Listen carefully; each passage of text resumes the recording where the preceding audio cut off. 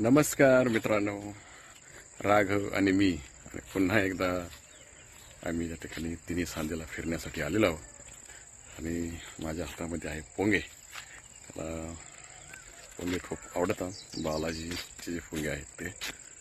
राघव हा पोंगे खातो खा. कसे छान आहे ना, छान आहे ना.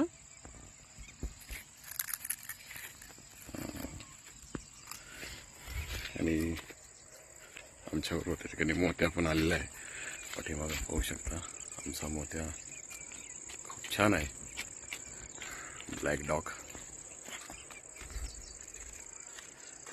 सांजेची वेळ झाली आहे. छान मोत्या येऊ. मोत्या राघव चल.